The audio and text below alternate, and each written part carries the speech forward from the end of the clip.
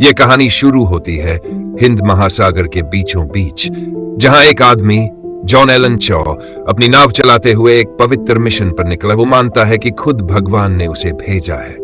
जैसे ही वो किनारे के पास पहुंचता है, वो कुछ लोगों को देखता है, काले रंग की त्वचा, तीर कमान हाथों में और जोर जोर से चिल्लाते हुए एक ऐसी भाषा में जिसे वो समझ भी नहीं सकता। वो ध्यान से उनकी आवाजें सुनता है और उन्हें खुश करने के लिए उन्हीं की आवाजों की नकल करता है। वो हंसते हैं। फिर दो लोग उसकी ओर बढ़ते हैं। जॉन अपने साथ लाई दो बड़ी मछलियों को उपहार की तरह कपड़े में लपेटकर पानी में फेंक देता है और फिर यीशु के भजन गाने लगता है। कुछ पल के लिए सब रुक जाते हैं, लेकिन तभी उसकी नाव मृत मूंगे से टकरा जाती है। वो मजबूर होकर नाव से उतरता है। अब कुछ लोग बहुत पास आ चुके हैं। अचानक एक बच्चा धनुष उठाता है, तीर लगाता है और छोड़ देता है। वो तीर सीधे जॉन की तरफ उड़ता है। जॉन ने एक ऐसे द्वीप पर कदम रखा था जहां समय थम चुका है, जहां बाहरी लोगों का स्वागत मौत से किया जाता है। यह है नॉर्थ सेंटिनल आइलैंड, धरती की सबसे रहस्यमय और सबसे अलग थलग जगहों में से एक। यहां रहने वाली जनजाति सेंटिनलीज हजारों सालों से दुनिया से पूरी तरह कटे हुए हैं। न कोई जानता है वे कौन है, न उनकी भाषा, न उनकी संख्या। हर कोशिश जो उनसे संपर्क करने की गई, हिंसा, बीमारी या मौत में खत्म हुई। लेकिन इंटरनेट ने इसे एक डरावनी किंवदंती बना दिया है। कई लोग इसे मौत का द्वीप, तो कुछ इसे रहस्यमयी रिसर्च सेंटर तक कहते हैं।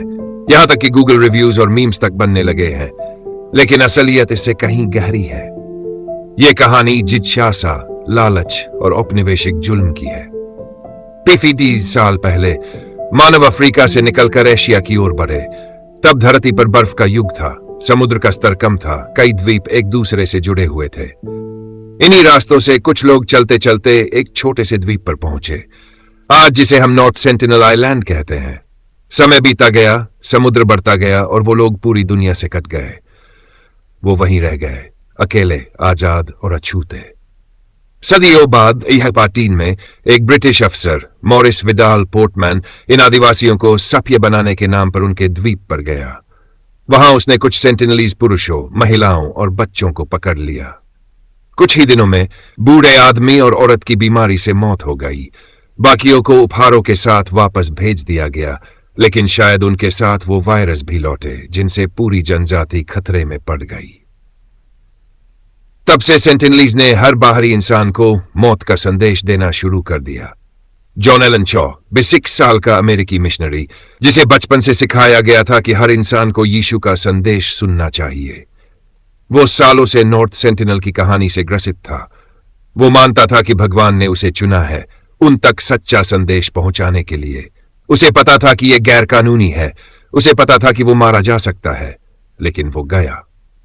उसने स्थानीय मछुआरों को रिश्वत दी ताकि वो उसे द्वीप के पास तक छोड़ दें।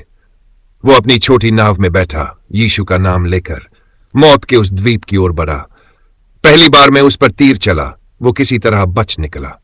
उसका बाइबल छेद गया और उसने लिखा, भगवान ने मेरी रक्षा की। लेकिन उसने फिर से लौटने का फैसला किया। उसने अपने आखिरी दिन डायरी में लिखा, अगर मैं मर जाऊं तो मुझसे या उनसे नाराज मत होना, मेरा शरीर वापस मत लाना। अगली सुबह वो फिर गया। कपड़े उतारकर सिर्फ अंडरवियर में वो पानी में उतर गया, दोस्ती दिखाने की कोशिश में। कुछ घंटों बाद मछुआरों ने देखा तट पर उसका शव पड़ा था और सेंटिनलीज उसके शरीर को खींचकर जंगल की ओर ले जा रहे थे।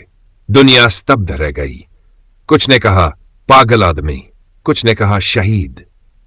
लेकिन सच्चाई ये थी, वो एक ऐसे लोगों के बीच पहुंचा था जो सिर्फ अपनी शांति और अस्तित्व चाहते थे।